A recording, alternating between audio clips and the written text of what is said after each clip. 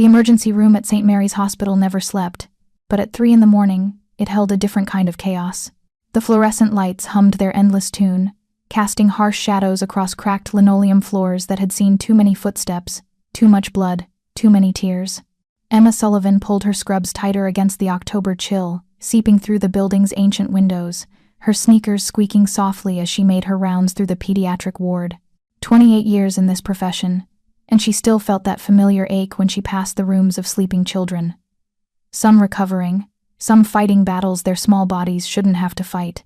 Her fingers traced the edge of the gold locket at her throat, a nervous habit she'd developed since Michael's death 3 years ago. Inside, a photo of her late husband smiled back at her whenever she needed strength. If you're enjoying this story so far, don't forget to hit the like button and subscribe. Drop a comment telling me where in the world you're watching from. I love hearing from you. Room 342 held her attention tonight. 6-year-old Marcus, admitted with severe pneumonia, his lungs rattling with each labored breath. Emma adjusted his oxygen levels, smoothing the Spider-Man blanket his mother had brought from home.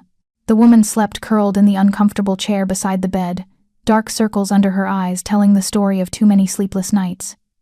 His fever's breaking, Emma whispered, when the mother stirred. That's a good sign. The gratitude in the woman's eyes made Emma's chest tighten. This was why she stayed in pediatrics, despite the heartbreak, despite the exhaustion that settled into her bones like lead. These moments when hope flickered back to life in a parent's eyes. Her pager buzzed. Emergency department needs assistance. All available nurses report. Emma's brow furrowed. The ED rarely called for pediatric nurses unless children were involved. She squeezed Marcus's mother's shoulder gently before hurrying toward the elevator, her mind already racing through possibilities. Car accident? Fire? The city had been restless lately, more sirens than usual piercing the night. The elevator descended with agonizing slowness, each floor marking another second of uncertainty. When the doors finally opened to the emergency department, Emma stepped into controlled chaos. Paramedics rushed through the automatic doors, gurneys rolling, voices shouting medical terminology that painted pictures of trauma and urgency. But it was the sound that stopped her cold. A child's scream, raw and primal, cut through everything else. Not the scream of physical pain. Emma knew those intimately. This was different. This was the sound of a mind trapped in its own storm, unable to find shore. Where? She asked Brenda, the head ED nurse who looked frazzled in a way Emma had rarely seen in their 15 years working together. Trauma Bay 3, but Emma. Brenda grabbed her arm. It's the Castellano boy. The name hit Emma like ice water. Everyone in Chicago knew that name. Vincent Castellano, the man who controlled half the city's shipping industry, whose restaurants dotted the skyline, whose influence reached into every corner of power. The man news anchors discussed in careful whispers, whose charity donations couldn't quite wash away the blood everyone knew stained his empire. His son? 7 years old. They brought him in 20 minutes ago. The father's entourage is. Brenda glanced nervously toward the trauma bay. It's like nothing I've ever seen. Armed guards, lawyers, doctors. They flew in from Switzerland. But the boy, Emma, he won't stop screaming, won't let anyone near him. We've tried everything. Another scream echoed through the department, and Emma's feet moved before her mind could catch up. She'd dealt with autistic meltdowns before. She understood the overwhelming sensory chaos these children experienced, understood how hospital environments could feel like torture to their hypersensitive systems. The scene in Trauma Bay 3 looked like something from a movie. Men in expensive suits lined the walls, earpieces visible, hands hovering near concealed weapons. The smell of cologne and gunpowder created a strange cocktail that made Emma's nose wrinkle. In the center of it all, a small boy thrashed on the hospital bed, his designer clothes torn, his dark hair plastered to his forehead with sweat. And standing at the foot of the bed, Vincent Castellano himself. Emma had seen his photo in newspapers, on the society pages when he donated millions to various causes. But in person, the man was something else entirely. 6 foot 4 inches of controlled power in a Tom Ford suit that probably cost more than Emma made in 3 months. His dark hair was perfectly styled despite the chaos, his jaw carved from granite, his hands clenched into fists that had probably ended lives. But it was his eyes that held her attention, green like winter seas, cold and calculating as they swept the room, until they landed on his son. Then they transformed, revealing a father's desperate terror that no amount of money or power could ease. "Get me Dr. Morrison from Northwestern," Vincent commanded, his voice carrying the kind of authority that expected immediate obedience.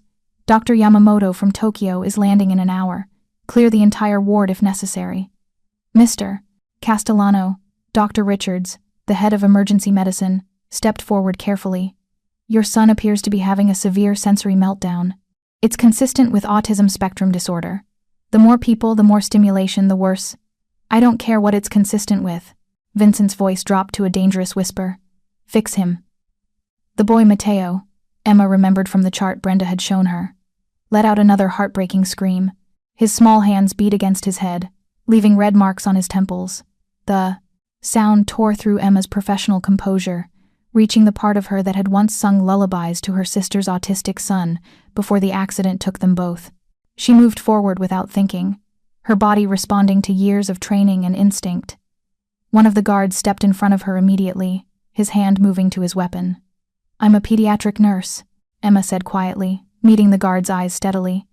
I specialize in sensory disorders. Let her through. Vincent's command cut through the tension.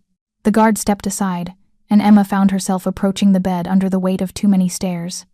Her hands trembled slightly as she took in Matteo's condition. Dilated pupils, rapid breathing, skin flushed with stress hormones flooding his small system. Everyone needs to leave, Emma said, not looking at Vincent or his men. Now. Silence fell like a hammer. Excuse me? Vincent's voice could have frozen hell. Emma finally met his gaze, and something electric passed between them. Fear, certainly, but also a strange recognition, as if some part of her soul looked at this dangerous man and whispered, Him. It's him. Your son is autistic, Mr. Castellano. This environment, the lights, the sounds, the number of people, it's torture for him. Every second you all stay here makes it worse.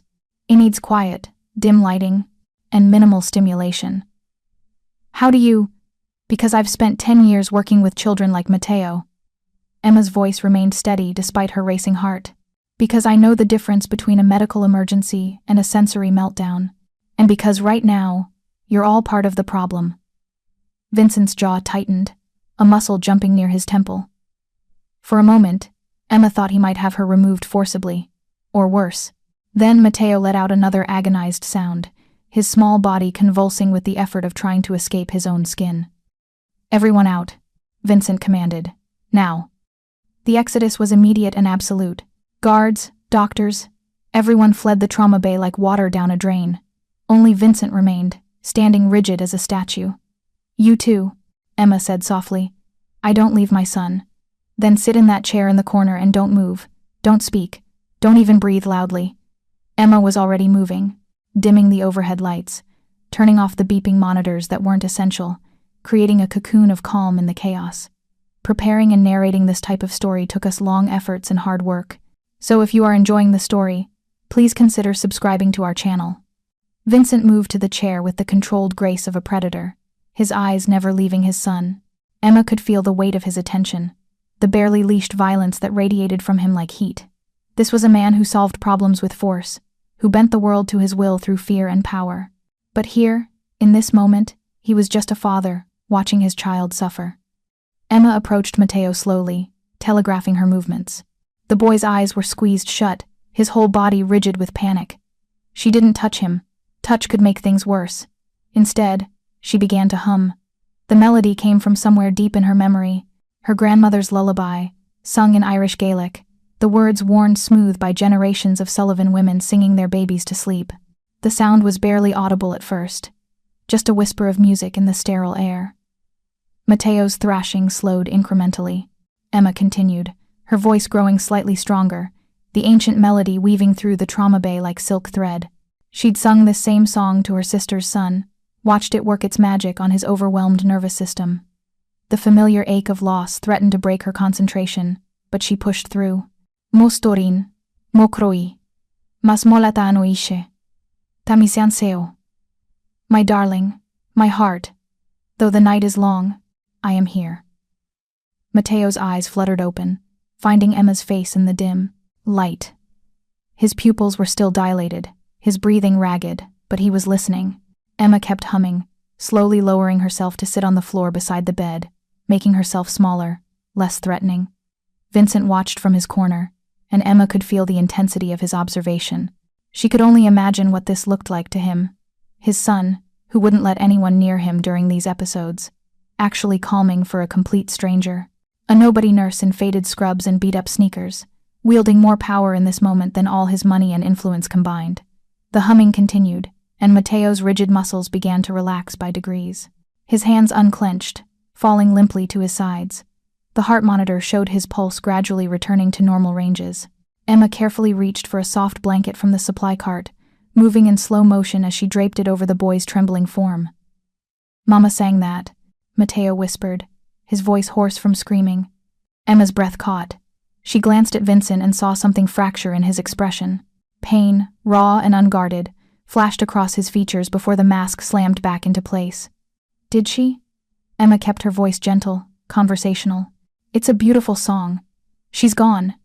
Matteo's eyes filled with tears that had nothing to do with his meltdown. "The angels took her."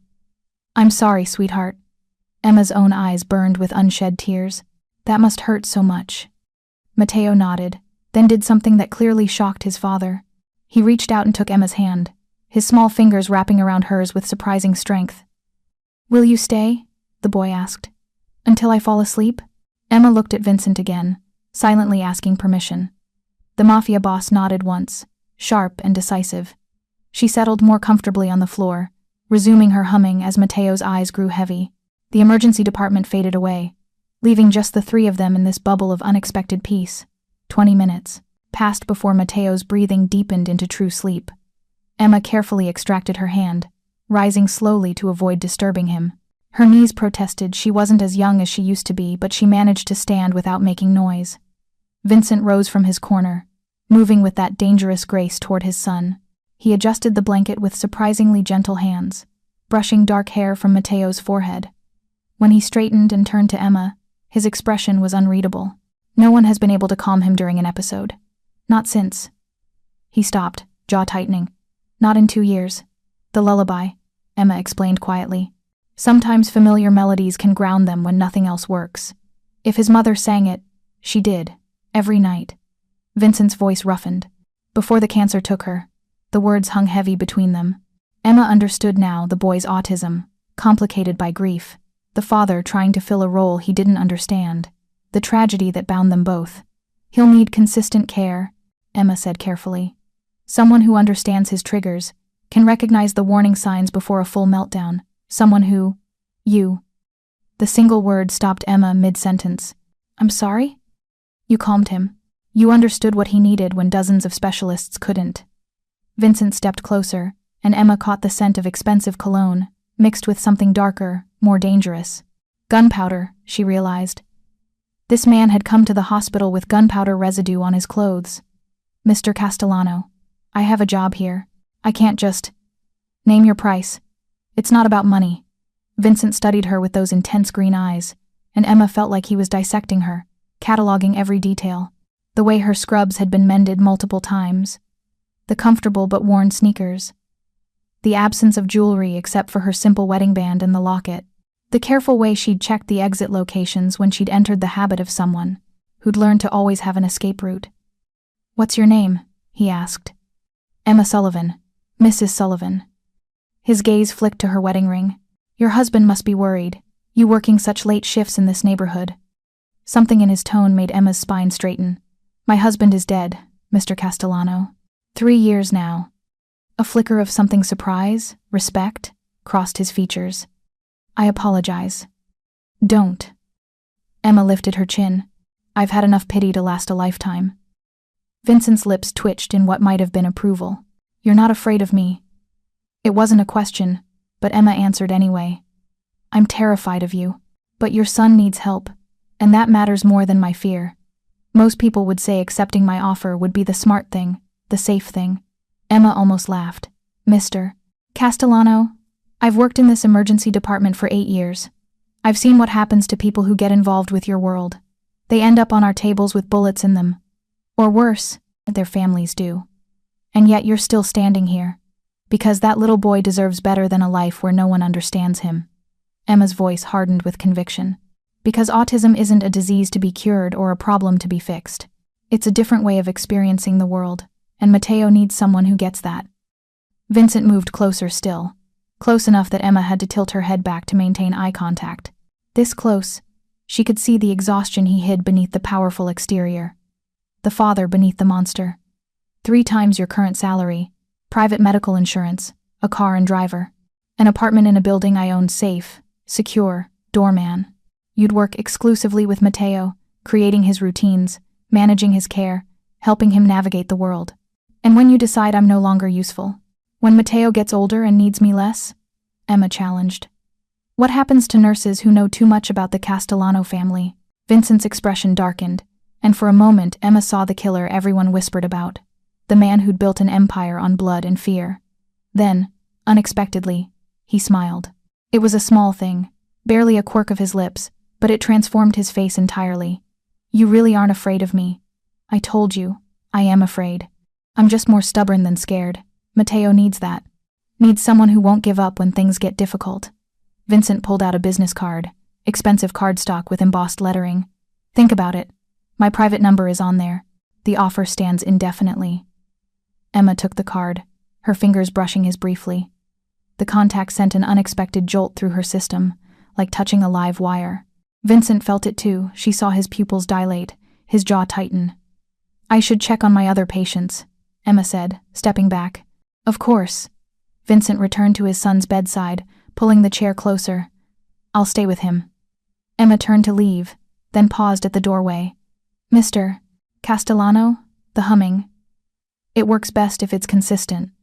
The same song, same tempo. If you learn it. Teach me. The vulnerability in those 2 words made Emma's chest ache. She returned to the bedside, standing carefully distant from Vincent as she began to hum again, slower this time so he could follow the melody. His voice joined hers, rough and unpracticed but achingly gentle. For a few minutes, they stood there together, humming an ancient Irish lullaby to a sleeping boy, while the emergency department carried on its chaos beyond the door. It should have been awkward, the nurse and the crime boss, 2 worlds that should never intersect. Instead, it felt like something clicking into place, a key finding its lock after years of searching. When the melody ended, Emma stepped back. He'll sleep for a few hours now. The meltdown exhausted him. Thank you, Vincent said simply, but the weight of those words suggested he didn't say them often. Emma nodded, and left, her mind spinning as she returned to the pediatric ward. She tucked the business card into her pocket, where it seemed to burn against her hip. 3 times her salary, safety, security, the chance to really help a child who desperately needed someone who understood, and a father who looked at her like she was both salvation and damnation wrapped in scrubs and comfortable shoes. The next 3 days passed in a blur of routine that couldn't quite eclipse the memory of green eyes and gentle humming. Emma went through her shifts mechanically, caring for her young patients with her usual dedication, but her mind kept drifting to Trauma Bay 3, to a little boy who'd lost his mother and a father who'd killed to protect him but didn't know how to reach him. She learned things without meaning to. The break room gossip was full of Vincent Castellano now that his son had been treated at their hospital. How he'd bought out an entire floor of the luxury children's hospital across town, but still brought Matteo to St. Mary's because they'd been the closest during his meltdown. How his men had been seen stationed at every entrance, watching everyone who came and went. How Dr. Richards had received a donation that would fund the pediatric ward for the next 5 years. Blood money, Brenda had whispered over coffee. That's what it is. Emma had stayed silent, fingering the business card that hadn't left her pocket. On the 4th night, everything changed. Emma was working another late shift, the hospital quieter than usual for a Thursday evening. She'd just finished administering medication to a 12-year-old with leukemia when she heard the commotion. Shouting from the parking garage, echoing up through the concrete structure, security guards running, the sharp crack of gunfire. Her blood turned to ice. She moved toward the windows overlooking the garage, along with several other nurses. Below, black SUVs surrounded a familiar Bentley, men in suits engaged in what looked like a war zone. Muzzle flashes lighting up the darkness. And in the center of it all, Vincent Castellano using his car door as a shield, while returning fire with practiced precision. But it was what Emma saw in the back seat that made her heart stop. Matteo, his small face pressed against the window, hands over his ears, mouth open in what she knew was a scream even if she couldn't hear it from here. Emma ran. She didn't think, didn't consider the danger, didn't care about the consequences. She just ran, down the stairs, because the elevator would take too long, through the emergency department, past security who shouted at her to stop. The parking garage was chaos. The sound of gunfire was deafening. The smell of cordite thick in the air. Emma stayed low, using parked cars as cover as she made her way toward the Bentley. Her scrubs made her visible, vulnerable, but also clearly marked her as medical personnel. "Matteo," she called out during a brief lull in the shooting. Vincent's head whipped toward her, his expression shifting from cold focus to shock. "Emma, get down."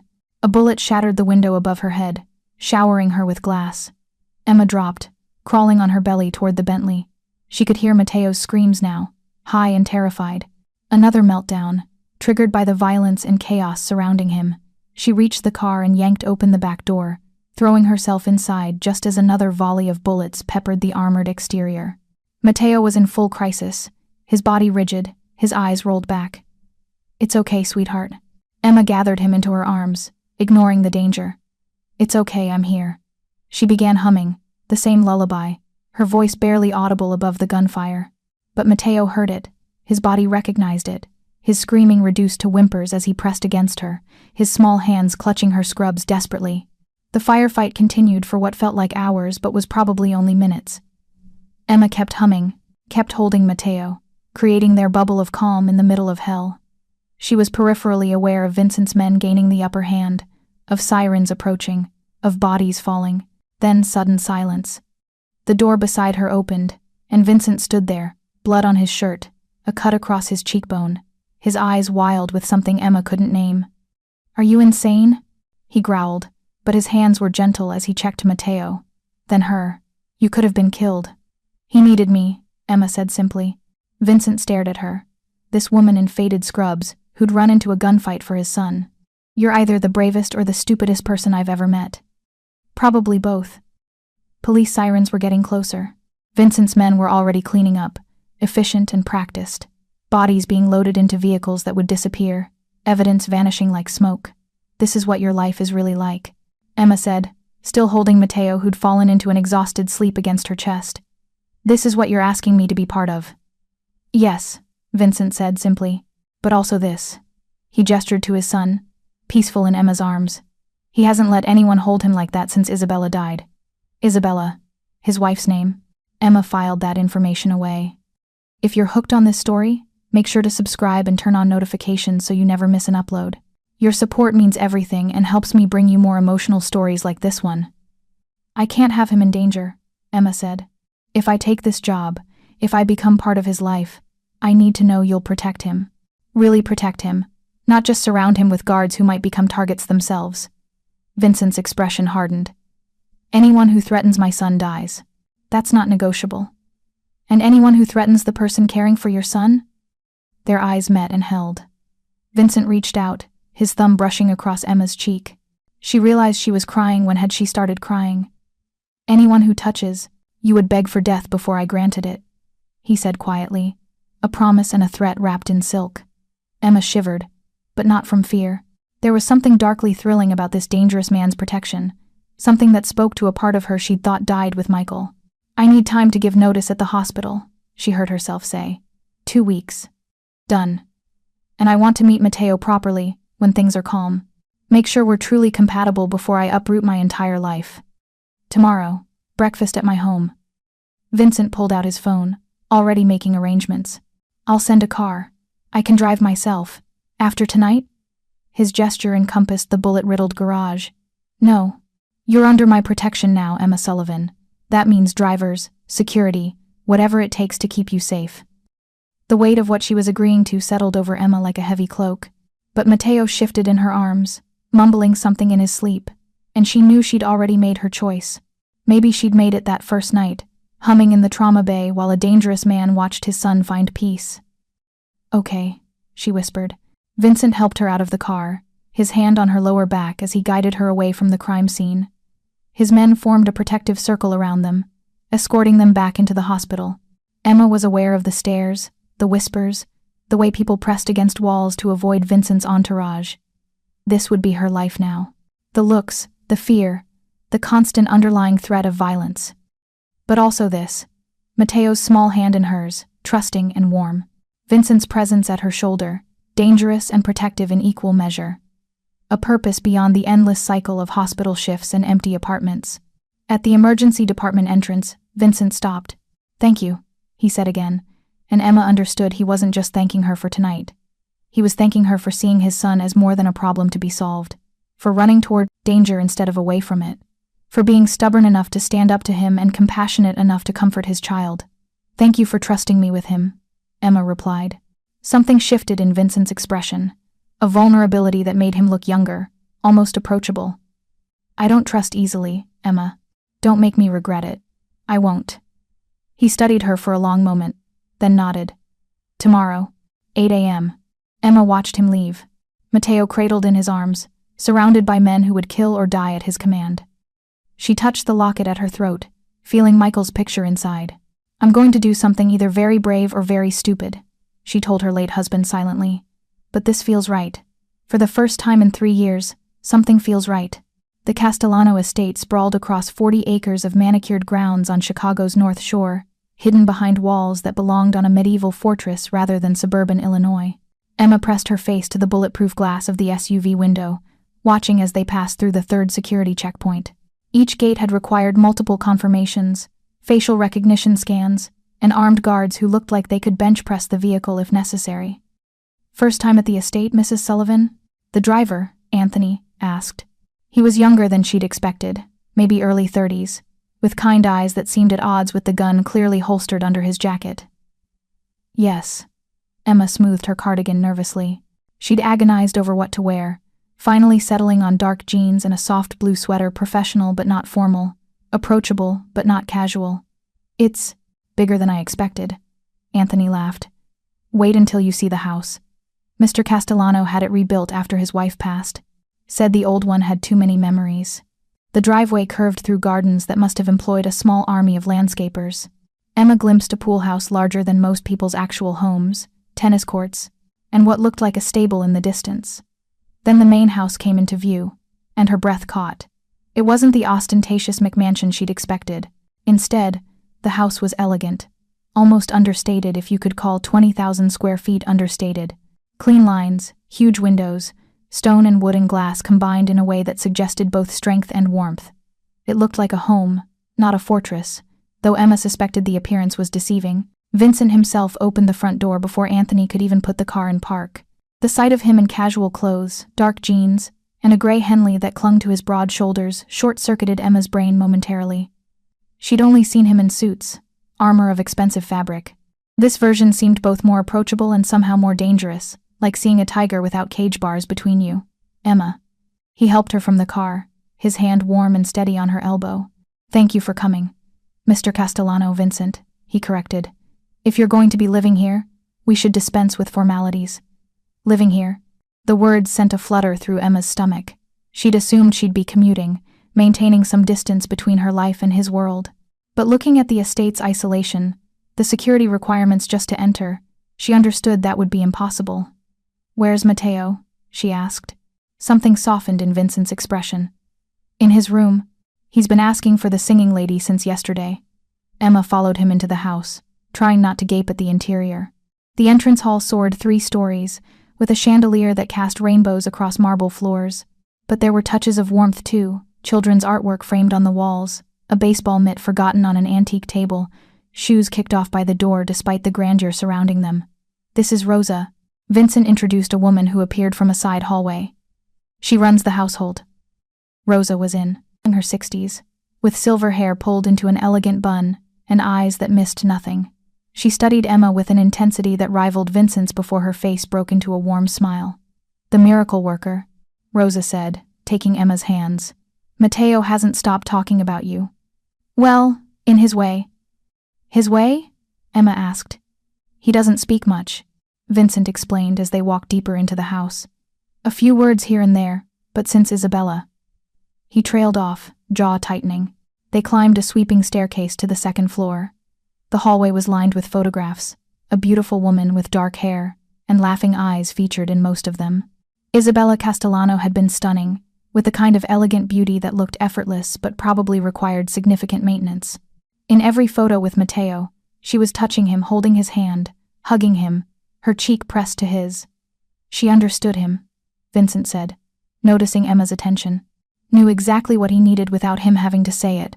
I thought it was maternal instinct, but now. He paused at a door decorated with Star Wars decals. Now I realize it was knowledge. Training. The things you have that I don't.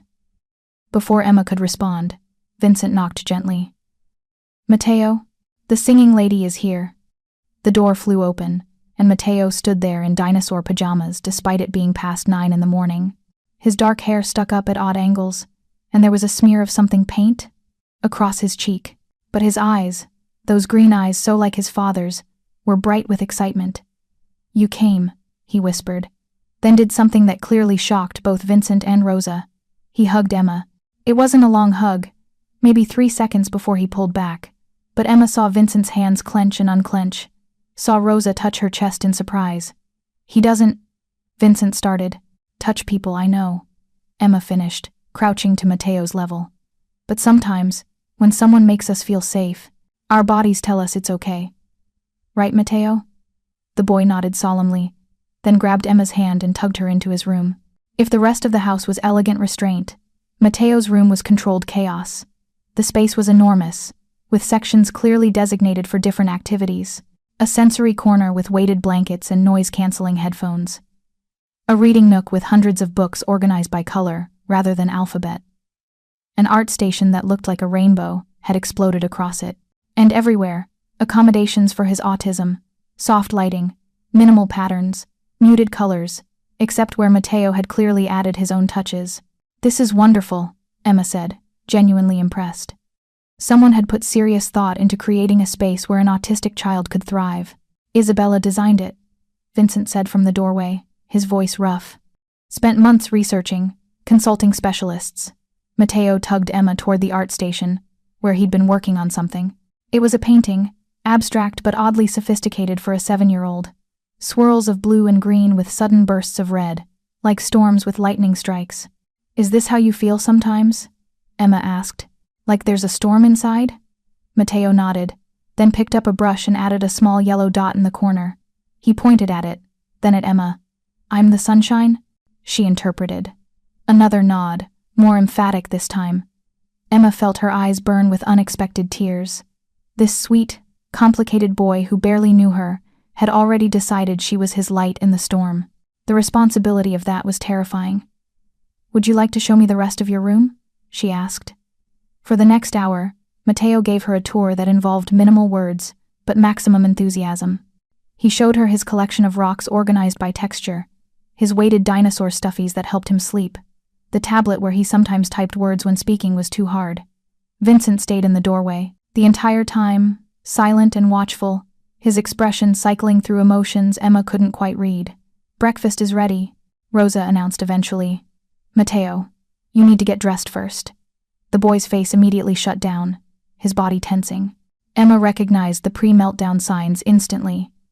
What if we compromise? Emma recognized the pre-meltdown signs, she suggested. Pajama bottoms but a regular shirt?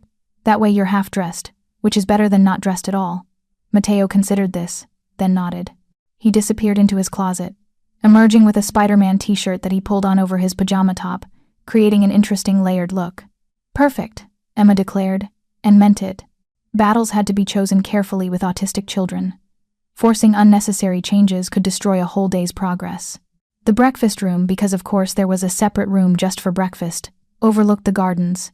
The table was set for 3, fine china that probably cost more than Emma's monthly rent beside a Batman cup that was clearly Matteo's. The contrast made her smile. Vincent pulled out her chair, the gesture old-fashioned and oddly charming. His fingers brushed her shoulders as she sat, and Emma felt that electric current again, stronger than before. Coffee? He offered. Rosa makes the best in Chicago. Please. Breakfast was a revelation. Not just the food, though Rosa apparently had a gift that elevated simple eggs and toast to art, but the dynamic. Matteo ate with focus, cutting his food into precise squares before consuming them in a specific order. Vincent watched his son with a combination of love and bewilderment, clearly wanting to connect but unsure how. Matteo, Emma said gently, would you like to tell your father about your painting? The boy looked up, considering. Then, slowly, he began to speak, not in full sentences, but in words and phrases, using his hands to fill in the gaps. Vincent leaned forward, giving his complete attention, asking careful questions that showed he was really listening. Emma watched them, father and son finding each other across the divide of neurological difference, and felt something shift in her chest. This was why she was here, not just for Matteo, but for both of them. "I need to show you something," Vincent said after breakfast, his expression serious. "Matteo, Rosa will take you for your morning routine, okay?" The boy nodded, but caught Emma's hand first. "You'll stay?" "I'll be here," Emma promised. Vincent led her to his office, a masculine space of dark wood and leather with windows overlooking the pool. He closed the door and activated something that made a subtle humming fill the air. "White noise generator," he explained at her questioning look. "This room is completely secure. No listening devices can penetrate it. Is that really necessary? In my world? Yes." Vincent moved to his desk, pulling out a thick folder. "If you're going to be caring for Matteo, you need to understand the threats." He opened the folder, revealing photographs and documents. Crime scene photos that made Emma's stomach turn, reports of violence, kidnapping attempts on other crime families' children, the brutal reality of the world Vincent inhabited. 3 months ago, the Torino family took the Duchess of the Morettas, Vincent said clinically. They held her for 6 days before her father agreed to their terms. She was returned alive, but... He showed Emma another photo, a little girl with hollow eyes and bandages on her hands. "My God," Emma breathed. "This is what I protect Matteo from. This is why I seem paranoid, why there are guards everywhere, why I'll kill anyone who threatens him." Vincent's eyes met hers, hard as emeralds. "And now, by extension, anyone who threatens you. Because I'm caring for your son." "Yes." Something flickered in his expression. "Among other reasons." The air between them thickened. Emma became acutely aware of how close he was standing, of the way his cologne made her want to lean closer, of the heat radiating from his body. "Vincent," she said carefully, "I need to establish boundaries. I'm here for Matteo. I can't be. We can't." "I know." He stepped back, the moment breaking. "But I won't lie and say I don't feel something when I look at you. You ran into gunfire for my son. You see him as a person, not a problem. You're not afraid of me even though you should be." "I am afraid of you," Emma admitted. "No." Vincent moved closer again, his hand rising to almost touch her cheek before falling away. "You're afraid of how I make you feel. There's a difference." Emma's heart pounded. He was right. Damn him. The attraction was there, unwanted and undeniable. This dangerous man who could order deaths as easily as coffee, who looked at her like she was precious and breakable and infinitely desirable all at once. "This is exactly why I should leave," she said, but made no move toward the door. "Matteo needs you. Matteo needs a professional caregiver who won't complicate his life with inappropriate feelings for his father." Vincent smiled then, a real smile that transformed his face. "So you admit to inappropriate feelings? That's not I didn't." Emma felt heat flood her cheeks. "Stay," Vincent said simply. "I'll behave. I'll maintain perfect professional distance, but stay. For him." Preparing and narrating this type of story took us long efforts and hard work. So if you are enjoying the story, please consider subscribing to our channel. A knock at the door interrupted them. Vincent frowned, pressing an intercom button. "I said no interruptions." "It's urgent, boss," a voice replied. "The Torinos are here." Vincent's entire demeanor changed, ice flooding his expression. "Here? At my home?" "At the gate, requesting an audience. They say it's about the boy." Emma saw Vincent's hand move to the gun she hadn't even noticed under his Henley. "They dare, Vincent." She touched his arm without thinking. "If they're threatening Matteo, they're not threatening. Not yet." He looked at her, and she saw the calculation in his eyes, the strategy forming. "They're testing, seeing if the rumors are true." "What rumors?" "That Vincent Castellano has gone soft, that his son's condition makes him weak, that there's a woman in his house who isn't family or staff." His jaw tightened. "They're wondering if you're a pressure point they can exploit." Fear, real and cold, slithered down Emma's spine. "Maybe I should go." "No." The word was absolute. "Running now would confirm weakness. You stay. You meet them. You show them that anyone under my protection is untouchable. Vincent, I'm a pediatric nurse.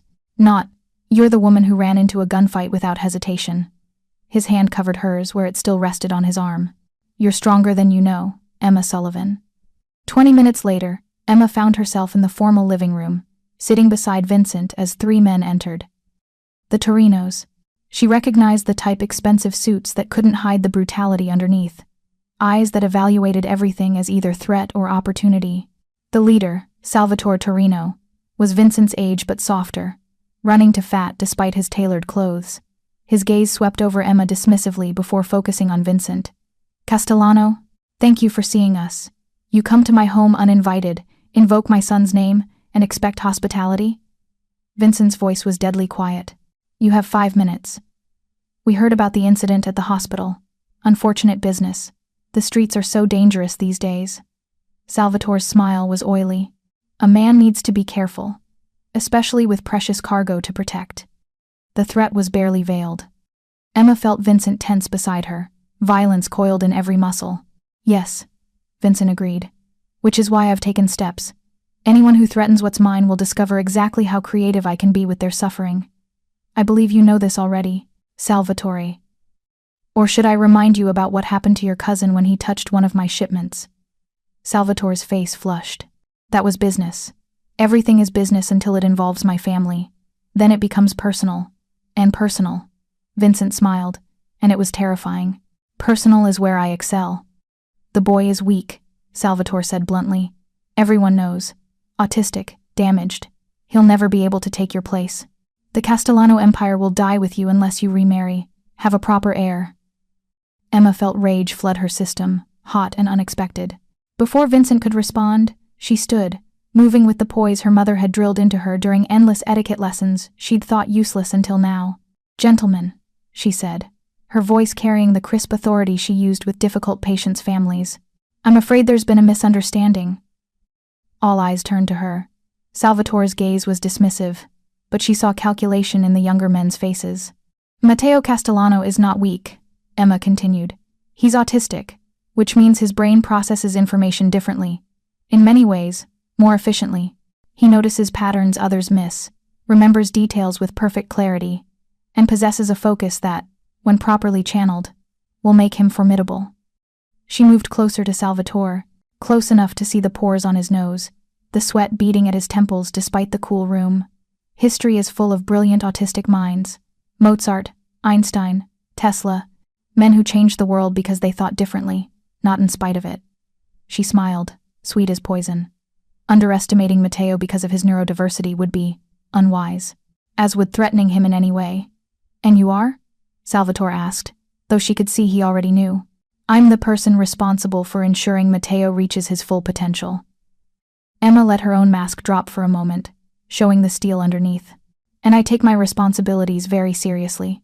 Vincent stood, moving to her side with predatory grace. His hand settled on her lower back, possessive and protective at once.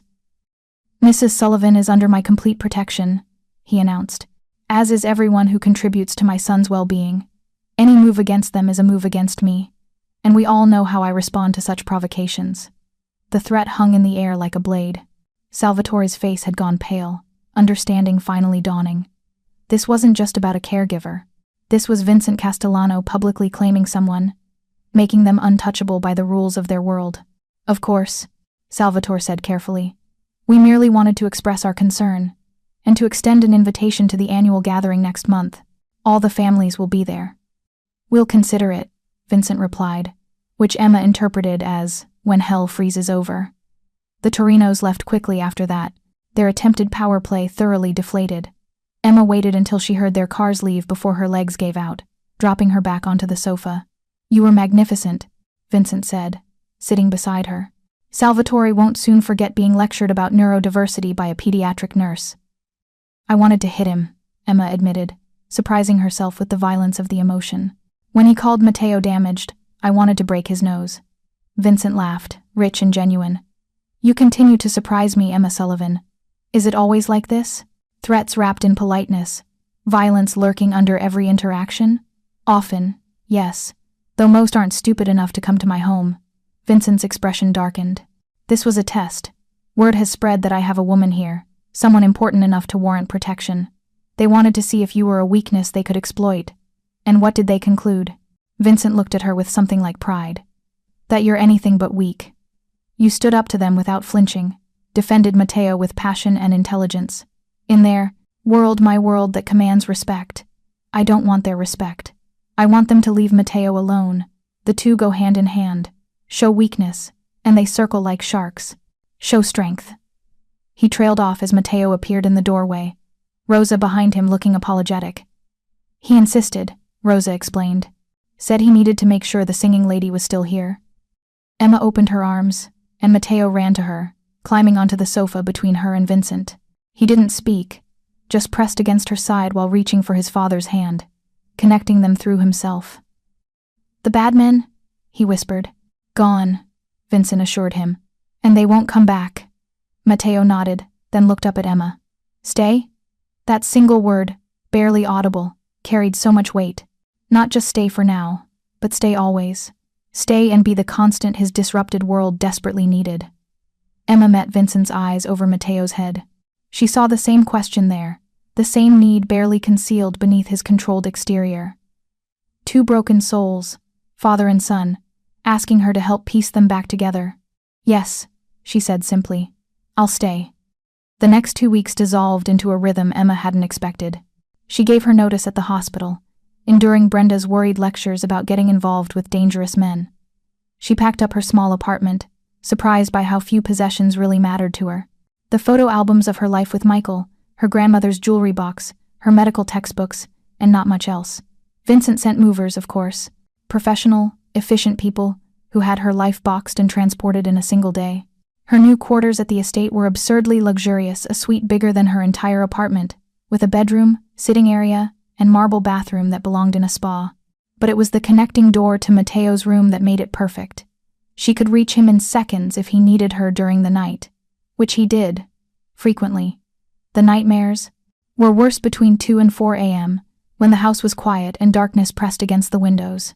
Emma would wake to the sound of his distress through the monitor Vincent had installed, finding Matteo tangled in sheets, crying for a mother who would never come. Those nights, she would hold him, humming the Irish lullaby, until his breathing steadied.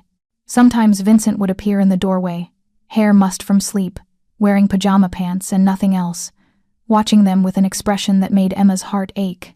During the days, she established routines that gave Matteo's world structure. Breakfast at 8, always the same foods in the same order. Learning time from 9 to 11, using special education techniques Emma had studied extensively, art therapy, before lunch, letting him express emotions he couldn't verbalize. Afternoons varied, sometimes swimming in the heated pool, sometimes walks through the gardens, sometimes just quiet time with his weighted blankets and soft music. Vincent observed everything when his business allowed, learning Matteo's triggers and coping mechanisms. He started joining them for art therapy, painting his own awkward creations that made Matteo smile, a rare and precious thing. Emma watched them slowly, carefully building a bridge between their worlds, but it was the evenings that became dangerous for her heart. After Matteo went to bed, Vincent would invite her for a drink in his study. To discuss Matteo's progress, he would say, though they both knew it was more than that. They would sit by the fireplace, sharing wine and conversation that ranged from Matteo's needs to books they'd read, to stories from their very different childhoods. Emma learned that Vincent had grown up poor, fighting for everything he had. His father had been a low-level enforcer who died when Vincent was 15, leaving him to protect his mother and younger sister. He'd risen through the ranks through a combination of intelligence, ruthlessness, and an ability to inspire loyalty that bordered on devotion. Isabella was the first beautiful thing that was truly mine, he admitted one night, staring into the flames. Not taken, not earned through blood, but given freely.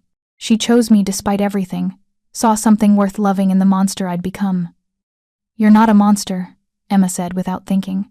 Vincent looked at her with eyes that held too much darkness. I've done monstrous things, Emma. Killed men with my bare hands, ordered deaths like ordering coffee, built an empire on fear and violence. And yet you sing lullabies to your son. You donated $5 million to the children's hospital. You protect the people in your territory from worse predators. Emma set down her wine glass, needing him to understand. Good men can do bad things. Bad men can do good things. Most of us live somewhere in between, just trying to survive. What about you? Vincent asked. Where do you live on that spectrum? I married Michael when I was 22, Emma said, surprising herself with the honesty. He was safe, stable, Everything my parents wanted for me. We had a good life. A quiet life. When he died in that car accident, I thought my world had ended. But truthfully, I'd been slowly suffocating in all that safety. I loved him, but I wasn't alive. And now? Emma met his gaze, feeling that familiar electric pull. Now I'm terrified every single day. Your world, the danger, the violence lurking beneath every interaction. But also, I feel more alive than I have in years. With Matteo, with this purpose, with, Vincent prompted, leaning closer. You know with what? Emma whispered.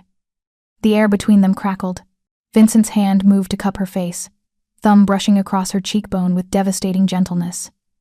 Emma, he said, her name a prayer and a curse. You make me want impossible things. Like what? Like believing I could be the man you deserve, the father Matteo needs. Someone capable of more than violence and control. Emma turned her face into his palm, pressing a kiss to his lifeline. You already are those things. You just can't see it. Vincent made a sound low in his throat, primal and hungry. For a moment Emma thought he would kiss her. Everything in her wanted him to. Consequences be damned. But footsteps in the hallway broke the spell, and they pulled apart just as Rosa appeared with a tea tray. Thought you might need something soothing, the older woman said, her knowing eyes taking in their flushed faces and careful distance. That night, Emma lay in her luxurious bed, listening to Matteo's peaceful breathing through the monitor, and admitted the truth to herself. She was falling for Vincent Castellano, not the dangerous reputation or the wealth or even the tragic widower story, but the man who painted terrible dinosaurs to make his son smile, who trusted her with his most precious treasure, who looked at her like she was both salvation and temptation. It was a disaster waiting to happen. She was staff, however well treated. He was her employer, however attractive. And Matteo, sweet, vulnerable Matteo, would be caught in the middle if things went wrong. But when Vincent smiled at her over breakfast, when Matteo reached for both their hands during his therapy sessions, when the three of them existed in their bubble of unlikely domesticity, Emma couldn't bring herself to care about the inevitable devastation.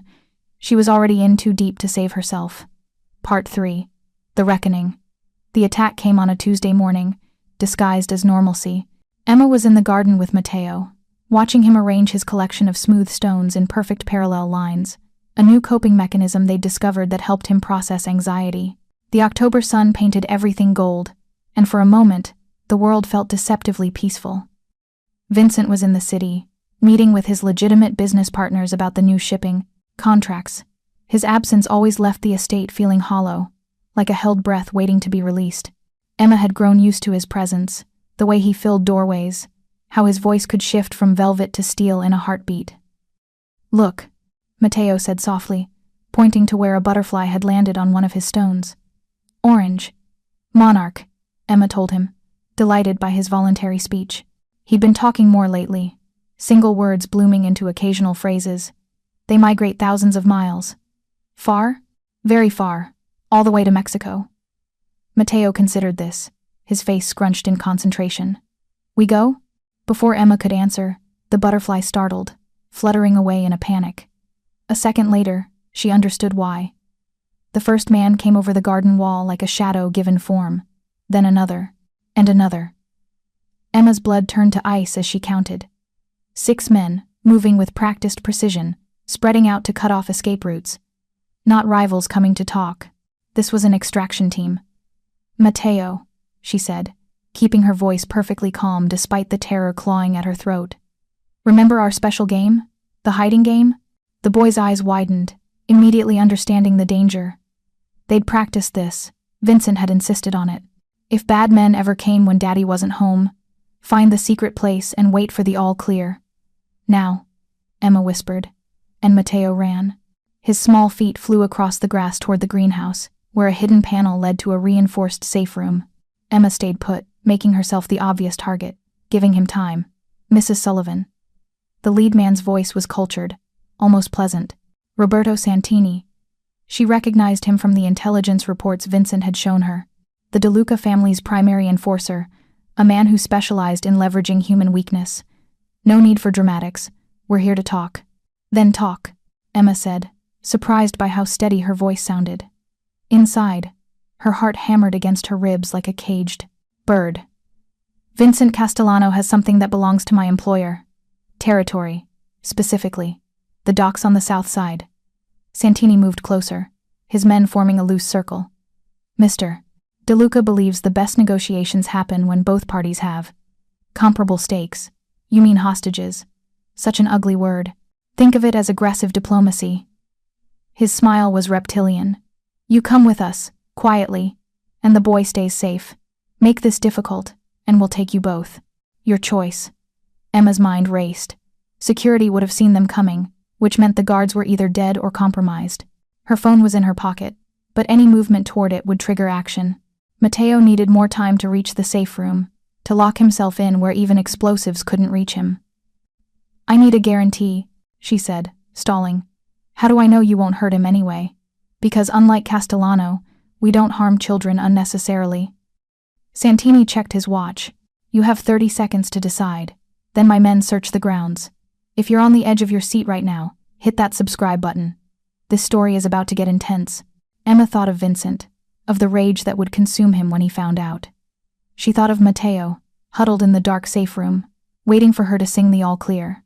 She thought of Michael, dead 3 years now, and wondered if she was about to join him. I'll come, she said, but I need to leave a note, so Vincent knows this was my choice, not taken by force. Otherwise he'll burn the city down looking for me. Santini considered, then nodded. Be quick, and careful. Emma pulled out her phone slowly, opening the Notes app where she and Vincent had established emergency codes. Her fingers trembled as she typed. The butterfly migrated south. The sun still shines at home. Tell M his stones are perfect. To anyone else, it would sound like nonsense. But Vincent would understand. DeLuca has me. Matteo is safe in the panic room I love. And you both. She held up the phone. Send it to him? Let me see.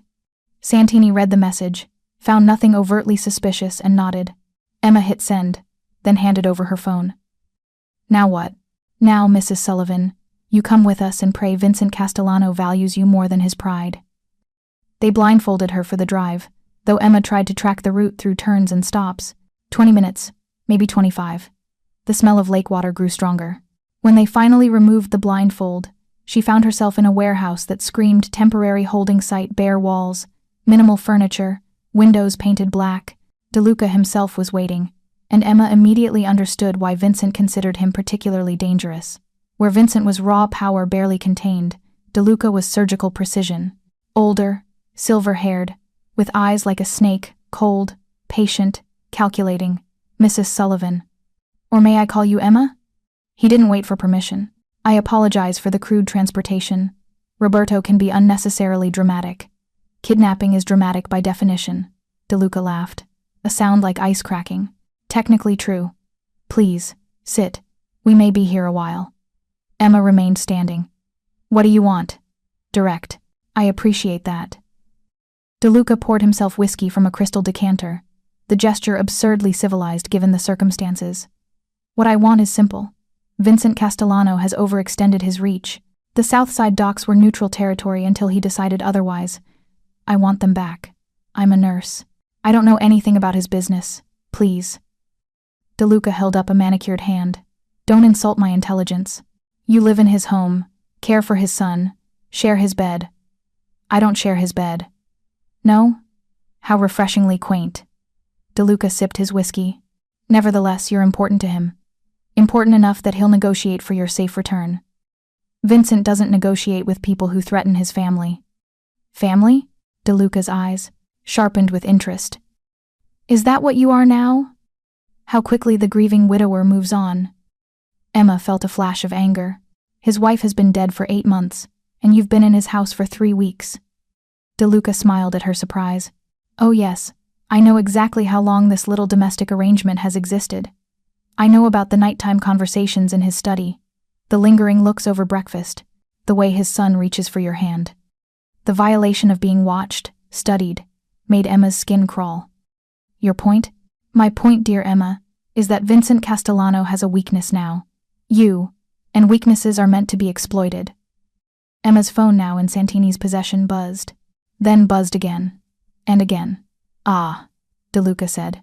That would be our grieving prince now. The warehouse door exploded inward. Not metaphorically. The heavy metal door flew off its hinges, crashing into the far wall with a sound like thunder. Through the smoke and debris, Vincent emerged like something from a nightmare or a dark fantasy, depending on your perspective. Gone was the controlled businessman who painted dinosaurs with his son. This was the Vincent Castellano who'd built an empire on blood and fear. His suit was perfect except for the splatter of red across his white shirt. Not his blood, Emma realized with a mix of horror and relief. "Hello, Antonio." Vincent's voice was terrifyingly calm. "I believe you have something that belongs to me." DeLuca's men moved for their weapons, but Vincent's people were already there, flooding through the destroyed entrance, windows, even the skylights. In seconds, the warehouse transformed into a standoff, dozens of guns drawn but nobody firing. Yet, Vincent. DeLuca hadn't moved from his chair, whiskey still in hand. "How theatrical," says the man who sent 6 men to kidnap a woman from my home. Vincent's eyes found Emma, scanning for injuries. The muscle in his jaw ticked the only sign of his rage. "Emma, come here." She started to move, but Santini's hand clamped on her shoulder. "Nobody moves until..." Vincent shot him. No warning, no dramatic pause. One moment Santini was speaking, the next he was on the ground, screaming, clutching his shattered knee. "The next one goes through his skull," Vincent said conversationally. "Emma, here, now." This time, nobody stopped her. Emma crossed the warehouse floor, her legs trembling but holding. When she reached Vincent, his free hand immediately went to her face, checking for bruises. "Did they hurt you?" "No." "Matteo?" "Safe, in the panic room." Something shifted in Vincent's eyes. Relief, maybe. Or permission to unleash hell now that his priorities were secure. "Antonio," he said, attention returning to DeLuca. "You've made a strategic error." "Have I? I count 30 of my men to your 20. "You counted wrong," Vincent smiled, and it was terrible. "You see, when you took Emma, you didn't just take my son's caregiver. You didn't just take someone under my protection. You took the woman I love." The words hit Emma like a physical blow. Around them, she felt the atmosphere shift, Vincent's men standing straighter, DeLuca's showing uncertainty. "And that," Vincent continued, "means I'm no longer interested in negotiation, or territory, or business." He pulled Emma behind him, shielding her with his body. "Now I'm interested in sending a message." What happened next would be debated in Chicago's underworld for years. Some said Vincent's people had rigged the warehouse with explosives beforehand. Impossible as that seemed. Others claimed he'd turned half of DeLuca's men before the confrontation, buying their loyalty with gold and threats. The truth was simpler and more devastating. Vincent had called in every favor, every debt, every alliance he'd built over 15 years. While DeLuca had been planning his kidnapping, Vincent had been systematically isolating him, cut off his supply lines, frozen his accounts, turned his allies, neutral with promises and threats. The warehouse wasn't surrounded by 30 of DeLuca's men. It was surrounded by 300 of Vincent's. "You have 2 choices," Vincent said as the reality dawned on DeLuca's face. "Leave Chicago tonight. Take nothing but the clothes you're wearing. Never come back. Or die here, now, and I'll ensure your family joins you before sunrise." "You wouldn't." The commission already approved this action." Vincent pulled out his phone, showed a video of the 5 other major family heads giving their consent. "You broke the rules, Antonio. You went after family, my family." DeLuca's facade finally cracked. "The woman? She's nobody. Just some nurse." Vincent moved so fast Emma barely saw it. One moment he was beside her, the next he had DeLuca by the throat, lifting the older man from his chair. "Say another word about her," Vincent whispered, "and I'll make your death last days." He dropped DeLuca, who gasped and clutched his throat. "Choose, exile or death. You have 10 seconds. "Exile," DeLuca croaked. "I choose exile." "Smart." Vincent stepped back. "Marco, escort Mr. DeLuca to the airport. Make sure he boards a plane. I don't care where." As DeLuca was dragged away, his empire crumbling with each step, Vincent finally turned fully to Emma. The warehouse was emptying, people melting away now that the show was over, but Emma only had eyes for the man in front of her. "You came for me," she whispered. "I'll always come for you." His hands framed her face, thumbs wiping away tears she hadn't realized were falling. "Always, Emma. You have to know that." "You said. You told him you love me." "Because I do." The words were simple, matter of fact. as if declaring war or love were equally natural for him. I've loved you since you sang my son to peace. Since you stood up to me in that hospital room, fierce and fearless. Since you looked at my world, at all its darkness, and didn't run. Vincent, I know I'm not what you deserve. I know my world is dangerous, that being with me puts a target on your back. I know you could do better than a widower with blood on his hands and too many enemies to count. But Emma, if you'll have me, she kissed him. It was nothing like she'd imagined during those long nights lying awake. It was desperate and hungry, and tasted like gunpowder and salvation. Vincent made a sound against her mouth, primal and possessive, pulling her against him like he was trying to merge their souls. When they finally broke apart, both breathing hard, Emma saw everything in his eyes: love, desire, fear, hope, all the emotions he usually kept locked away. Is that a yes? He asked, voice rough. That's a yes to everything. To you, to Matteo, to this insane life. She pressed her forehead against his. I love you too, Vincent. God help me, I love you. We need to get home. Matteo, we'll need us both to sing the all clear. They drove back in Vincent's bulletproof SUV, Emma tucked against his side, his arm around her like he couldn't bear to let go. The city passed in a blur of lights, but Emma wasn't watching. She was thinking about how life could change in an instant. One moment you're a widow going through the motions, the next you're in love with a mafia boss, mother to his son in all but blood. The estate looked like a fortress when they arrived, extra security everywhere, men with guns who nodded respectfully as they passed. But inside the greenhouse, in the secret room where a small boy waited, it was just a frightened child who needed his family. Matteo? Emma called softly. It's okay, baby. We're here. The lock disengaged, and Matteo flew out, crashing into Emma's legs, then reaching for his father. Vincent scooped him up, holding him tight. Bad men? Matteo whispered. Gone, Vincent assured him. Forever gone. Emma stays? Emma stays, she confirmed, stroking his hair. Always.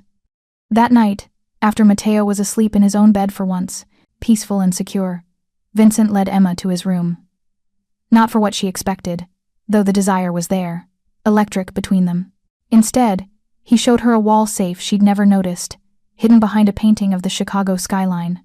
Inside was Isabella's wedding ring. I thought I'd keep this forever, Vincent said, holding the diamond band that caught the light like trapped stars.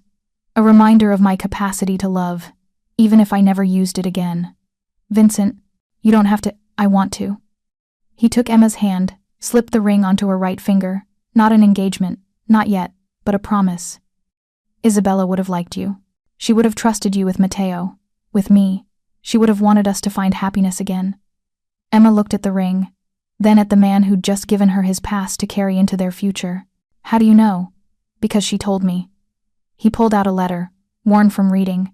She wrote this when Matteo was diagnosed, when we realized how hard his life might be. Emma read Isabella's elegant handwriting through tears. My beloved Vincent, if you're reading this, I'm gone and you're lost. But please, my darling, don't stay lost. Find someone who sees past your armor. Someone who loves Matteo, not despite his differences but because of them. Someone strong enough to stand beside you but gentle enough to heal you. Don't mourn me forever. Love again, completely, without reservation. That's how you honor what we had, by proving love is stronger than loss. She saw you coming, Emma whispered. Somehow she knew. Maybe. Vincent took the letter back, returned it to the safe with reverence. Or maybe love is just persistent that way. It finds us when we're ready, even if we don't know we are. They made love that night with the desperate passion of people who'd almost lost everything. Vincent mapped every inch of her skin like he was memorizing her for eternity, whispered Italian endearments against her throat, held her like she was, precious and unbreakable simultaneously. Afterward, tangled in sheets that probably cost more than her monthly salary had been, Emma traced the scars on Vincent's chest, each one a story of survival, of the price paid for power. What happens now? She asked. Now? Vincent pulled her closer. Now we build something new. You, me, Matteo. A family born from tragedy but stronger for it. Your enemies will learn what happened to DeLuca, words probably already spreading. Anyone who threatens you or Matteo will face the same fate. He pressed a kiss to her temple. I protect what's mine, Emma. And you're mine now, if you'll have me. I'm yours, she agreed. And you're mine, which means no more taking on 30 armed men alone. It was 300, actually. Vincent. His laughter rumbled through his chest. I promise to be more careful. I have more to lose now. More to live for, Emma corrected. Epilogue. 5 years later. The Chicago Tribune Society section featured a photo that would have shocked the city 5 years ago. Vincent Castellano at a charity gala, not as the dangerous man everyone whispered about, but as a devoted father and husband. Emma stood beside him in an emerald gown that matched her eyes, her hand resting on her swollen belly, their third child on the way. Matteo, now 11, and thriving beyond all predictions, stood tall in his first tuxedo, while 4-year-old twins Lucia and Michael clung to their parents' hands. What the photo didn't capture was the journey to this moment. It didn't show the intensive therapy sessions where Matteo learned to navigate a world that often didn't understand him, with Emma by his side translating his needs into words others could comprehend. It didn't reveal Vincent's gradual transformation from feared crime boss to legitimate businessman, keeping only enough underground connections to ensure his family's safety. The picture couldn't convey the midnight feedings with the twins, where Vincent and Emma would pass in the hallway like ships in the night, exchanging exhausted smiles and quick kisses.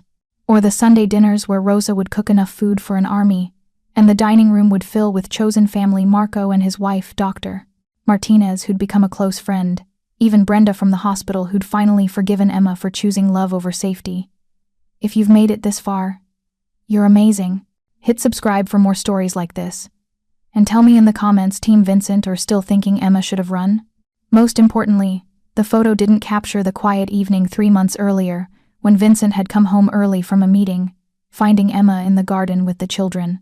Matteo was teaching the twins about butterflies, his special interest having evolved into an encyclopedic knowledge that amazed his teachers. The twins listened with rapt attention to their big brother, while Emma watched with that soft smile that still made Vincent's chest ache with love. "Papa," Lucia had shrieked, running to him with arms outstretched. Michael followed, both of them crashing into his legs with enough force to stagger a lesser man. "Daddy," Matteo said, not running but walking over with purpose. "Did you know monarch butterflies can travel 3,000 miles? "I didn't," Vincent had said, ruffling his son's hair. "Tell me more." As Matteo launched into his explanation, Vincent had caught Emma's eye. She was glowing in the late afternoon sun, one hand resting on her belly where their newest addition grew, and he'd thought not for the first time that he'd done something right in his dark life to deserve this light. Later that evening, after the children were asleep, they'd sat in his study like they had in those early, dangerous days. But now Emma curled into his lap, her wedding ring catching the firelight, his hand protective over their unborn child. "Any regrets?" Vincent had asked, a question he posed sometimes when the weight of his past pressed heavy. "About falling in love with the most dangerous man in Chicago?" Emma had teased. "Former most dangerous man," he'd corrected. "I'm practically domesticated now." She'd laughed, the sound filling the room with warmth. "You just had 3 men relocated to Alaska because they looked at me wrong at the grocery store. They were leering. Completely different." "Vincent, I'm mostly domesticated," he'd amended, making her laugh again. "No regrets," she'd said, serious now. "Not one. You gave me a life I never knew I wanted. You, Matteo, the twins, this little one." She'd pressed his hand harder against her belly. "You gave me a family when I thought I'd lost my chance at one." "You saved us first," Vincent had reminded her. "Matteo and me both. We were drowning in that hospital room, and you threw us a lifeline disguised as a lullaby." "We saved each other," Emma had said, and sealed it with a kiss. Now, at the charity gala, watching Vincent accept an award for his contributions to autism research and support a foundation started in Matteo's name, Emma felt that familiar surge of love and pride. The man who'd once ruled through fear now built schools and funded research. The boy who'd been written off by 1,000 doctors now attended a mainstream school with support, had friends, and dreamed of becoming an entomologist. "Mama," Matteo said quietly beside her, using the title he'd chosen for her 2 years ago. "Is Daddy crying?" Emma looked at the stage where Vincent was indeed wiping his eyes as he talked about his son's journey, about the nurse who'd changed their lives with patience and song. "Happy tears," she told Matteo, "the very best kind." When Vincent returned to their table, award in hand, he kissed Emma deeply, not caring about the cameras or the whispers. Let them talk. Let them wonder how a woman like her had tamed the untamable Vincent Castellano. They'd never understand the truth that love wasn't about taming or being tamed. It was about two broken people choosing to build something whole together. It was about seeing someone's darkness and choosing to be their light. It was about a lullaby in a hospital room, a butterfly in a garden, and the courage to say yes to a future that should have been impossible. Ready to go home? Vincent murmured against her ear. With you? Emma smiled, taking his offered hand. Always. As they collected their children and made their way to the car, Matteo explaining butterfly migration patterns to anyone who'd listen, the twins, half asleep in their parents' arms. Emma caught their reflection in a window. They looked like any other family, normal, happy, complete. But she knew better. They were so much more than normal. They were proof that love could bloom in the darkest soil, that families could be built from the ashes of tragedy, that sometimes the most dangerous choice was also the right one. They were, quite simply, perfect in their imperfection. And as Vincent helped her into the car, his hand lingering on her belly, where their newest miracle grew, Emma hummed a few bars of that old Irish lullaby. Matteo smiled, recognizing it instantly. The twins stirred, comforted by the familiar sound. And Vincent, the most feared man in Chicago, brought to his knees by a humble nurse, looked at her like she'd hung the moon and stars just for him. I love you, he said, words he'd once thought he'd never speak again. I love you too, she replied, meaning it with every fiber of her being. As they drove home through the glittering Chicago night, Emma thought about the journey that had brought them here. From that first meeting in a sterile hospital room to this moment of absolute contentment, it hadn't been easy. There'd been danger and fear, threats and violence, moments when she'd wondered if love was enough to overcome the darkness of Vincent's world. But sitting here now, surrounded by the family they'd built together, Emma knew the truth. Love, and wasn't just enough, it was everything. Preparing and narrating this type of story took us long efforts and hard work. So if you are enjoying the story, please consider subscribing to our channel.